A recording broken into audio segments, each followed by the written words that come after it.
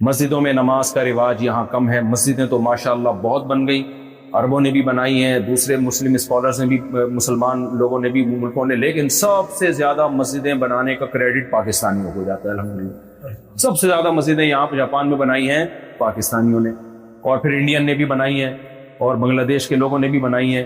جو مجھے رپورٹ ملی ہے ان میں پاکستانی الحمدللہ بہت آگے ہیں اس میں. اور ہماری جو گجراتی برادری ہے نا انڈیا اور پاکستان میں, ان مدرسے بنانے میں سب سے آگے ہیں. ساؤتھ افریقہ میں مدرسے بنائے, سورتی قوم ہے اور گجراتی لوگ ہیں, انہوں نے پوری دنیا میں مدارس کا جال بچھا دیا. اتنے علماء تیار ہو رہے ہیں, بڑا دل باغ باغ ہو جاتا ہے, کیونکہ سارے تاجر ہیں. تو تاجر ہیں, اور جہاں بھی گئے گجراتی لوگ, انہوں نے جاتے ہی وہاں ایک مسجد بنائی, مدرسہ بنایا. کاروبار کرنے کا کرتے رہیں گے, لیکن یہاں دین کی بنیاد پڑ جانی چاہیے تاکہ یہیں کے لوگ عالم بنیں.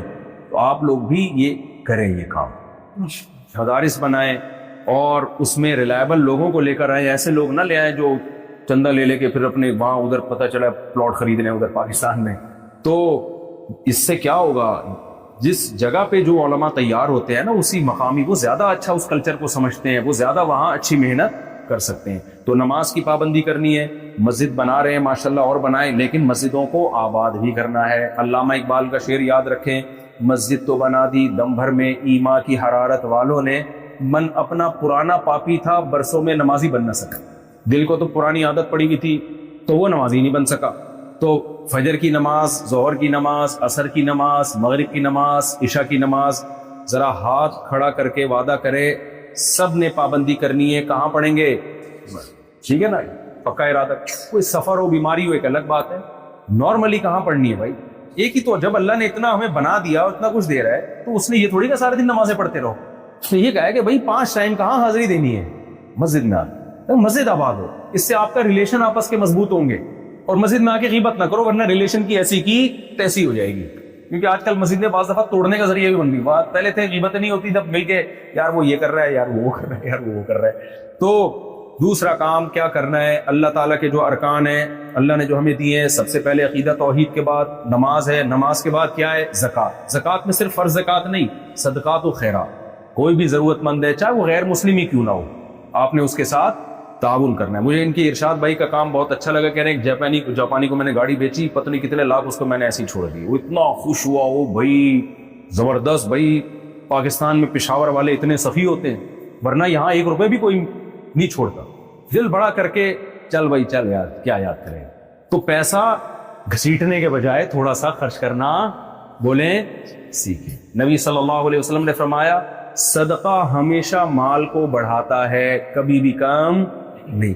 دعوتیں کیا کریں ایک دوسرے کی, کھلایا پلایا کریں. اللہ کو کھلانے والا, دعوتیں کرنے والا, غربا مساکین پہ خرچ کرنے والا پسند ہے. جمع کرنے والے مارکیٹ میں ہول سیل کے حساب سے مرتے ہیں نا. میں نے چائنا کا قبرستان وہاں ملیشیا میں دکھایا. ارب پتی جب مرتا ہے نا, اتنی اربوں کی, وہ کہیں نہیں دے کے جاتے. وہ کہتے ہیں بھائی ہم بوڑھے ہیں, ہمارا ہے. کچھ لوگ ٹرسٹ میں دے دیتے ہیں, زیادہ تر تو پھر وہ اپنے ساتھ قبر میں دفن کرواتے ہیں.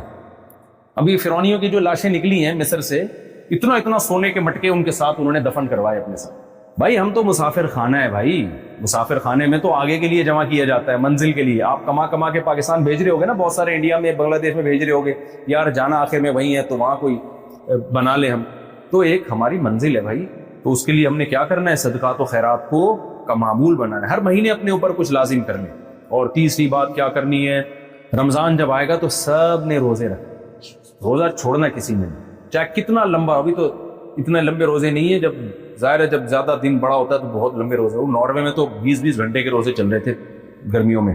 تو روزہ کسی قیمت پہ نہیں چھوڑنا.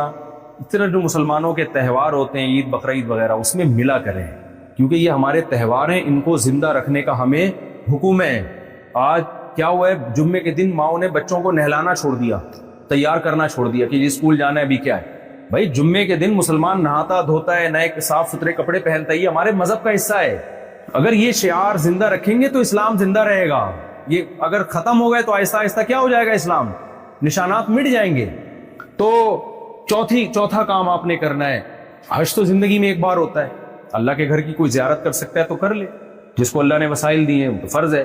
اور سب سے اہم ترین بات آخری, دیکھو مسلمان ہمیشہ کردار کا ایک نمبر ہوتا ہے. ایک واقعہ میں جب سے جاپان آیا ہوں نہ لازمی لوگوں کو سنا رہا ہوں, بس یہ واقعہ سنا کے بات ختم.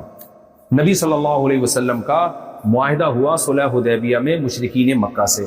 معاہدے میں یہ تھا کہ یہاں سے مسلمان ہو کے جو وہاں جائے گا تو مشرکین اس کو یہاں کا مسلمان کافر ہو کے اگر وہاں چلا گیا تو وہ اس کو واپس نہیں کریں گے.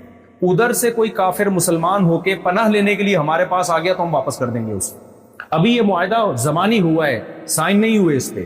ادھر سے ابو جندل مسلمان ہو کے ادھر آ گئے, بیڑیاں ہاتھوں میں پڑی ہوئی ہیں. مشرکین نے کہا آپ کا ہم سے ایگریمنٹ ہوا ہے کہ آپ نے کسی بندے کو پناہ نہیں دینی ہے, ان کو واپس کریں. حضرت ابو جندل نے کہا یا رسول اللہ مجھے ان کافروں کے حوالے کرنا ہے, میں تو یہاں ٹارچر کر رہے تھے یہ لوگ مجھے. تو نبی خاموش. کیوں؟ معاہدہ ہو چکا ہے.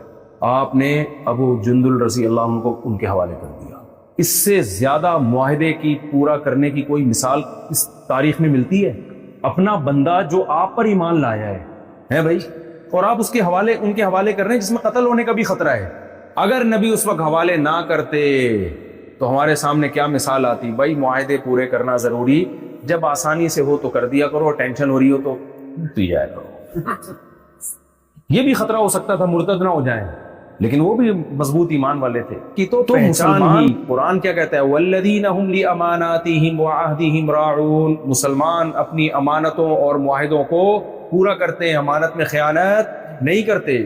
تو انتہائی افسوس کے ساتھ کہنا پڑتا ہے جب خاص طور پر پاکستانی, یہ زیادہ کمپلین پوری دنیا کے مسلمانوں کی نہیں ہے, زیادہ تر ہم لوگوں کی, دیسی لوگوں کی کمپلینز ہیں. تو جب ہم باہر دنیا میں جاتے ہیں تو ہمارا امیج دنیا کے سامنے اچھا نہیں, ٹیکس نہیں دے رہے ہوتے حالانکہ آپ نے ایگریمنٹ کیا ہے ٹیکس دینے کا, معاہدہ کیا ہے آپ نے. اللیگل رہ رہے ہوتے ہیں حالانکہ آپ کا معاہدہ ہوتا ہے کہ میں اللیگل, بولتے کیوں نہیں بھائی نہیں رہا ہوں. تو ایسے کام نہ کریں جس سے آپ کا امیج ان کی نظروں میں خراب ہو. یہ آپ کی نماز روزے کو نہیں دیکھیں گے, یہ آپ کی زبان اور کردار کو دیکھیں. ورنہ ٹوپی کرانے والے نمازی مارکیٹ میں کام نہیں. اکثر چپلیں مسجد سے چوری ہوتی ہیں جو نماز پڑھنے آیا ہوتا ہے. کیا خیال ہے بھائی؟ اکثر چپل کہاں سے چوری ہوتی ہے؟ کیونکہ وہ نمازی بھائی نے چوری کی ہوتی ہے. وہ ایک صاحب نے کہا نا مسجد میں چپل آگے رکھ کے نماز پڑھ رہے تھے, کسی نے کہا جوتا آگے رکھنے سے نماز نہیں ہوتی, اس نے کہا جوتا پیچھے رکھنے سے جوتا نہیں ہوتا. بھائی جوتا بچاؤ, نماز پہ نماز دوبارہ پڑھ لیں گے, جوتا کون خریدے گا دنیا. کہ آپ آج مذہب جو ہے چند رسومات کا نام رہ گیا ہے, علامات ختم ہوتی جا رہی ہیں, جو علامات اللہ نے قرآن میں بیان کی ہیں. دیکھو آپ کو اگر آپ کی کمپنی کی طرف سے کوئی کام آپ کے ذمے لگایا جائے, کوئی بھی دنیا میں ادارہ ہے, فوج کا ادارہ ہو, کوئی پرائیویٹ ادارہ ہو, تو اس میں بڑے ادارے جتنے بھی ہوتے ہیں, چاہے وہ پرائیویٹ ہو چاہے وہ گورنمنٹ کے ہوں, تو اس میں انکریمنٹ اور ترقی کے کچھ اصول اور ضابطے ہوتے ہیں. ان اصولوں اور ضابطوں کی روشنی میں آپ کی فائل بننا شروع ہوتی ہے. بھائی یہ امپلائی ہے, اگر اس نے یہ بھی کیا, ٹائم پہ اس کی حاضریاں بھی پوری ہیں اور اس کی کوئی شکایت بھی نہیں ہے, اس کا ایٹیٹیوڈ, اس کے اخلاق بھی ٹھیک ہیں, کوئی پڑھنے کے واقعات بھی نہیں آئے, تو پوائنٹ بڑھتے چلے جاتے ہیں. وہ لگے بندے ہوتے ہیں. اب تو اے آئی سے بھی کام لیا جا رہا ہے اس میں. تو جو شخص بھی آپ کو ترقی دینے والا ہوتا ہے, جب وہ آپ کی فائل بنا کے بھیجتا ہے تو اس کو کوئی پرابلم نہیں ہوتی. وہ دیکھتا ہے بھائی پازیٹیو کتنے اور نیگیٹو کتنے. ایسا نہیں ہوتا آپ کو ترقی دینے سے پہلے گھنٹوں گھنٹوں بیٹھ کے آپ کے بارے میں پوچھا جائے. وہ کہتے ہیں بھائی اس کے 5-6 سال کا ریکارڈ نکال کے لاؤ, اور ریکارڈ ایک لگا بندہ ضابطہ ہے, اس لگے بندے ضابطے کے تحت دیکھا جائے گا کہ یہ ترقی کے قابل ہے یا نہیں ہے. باہر ملکوں کے لیے جب ہم اپلائی کرتے ہیں نا, تو اب اے آئی سے بھی انہوں نے ویزے ریجیکٹ کرنا اور ویزے دینا شروع کر دیے ہیں. بہت سارے کنٹریز ہیں, میرا چونکہ بہت تجربہ ہے ملکوں میں سفر کا اور اپلائی کرنے کا, تو ان سب کی کسی کنٹری میں وہ ڈاکومنٹیشن کی ویلیو ہوتی ہے کہ ڈاکومنٹس آپ پورے کر کے دے دو تو ویزا لگے گا, نہیں کر کے دو, ایک بھی رہ گیا تو نہیں لگے گا ویزا.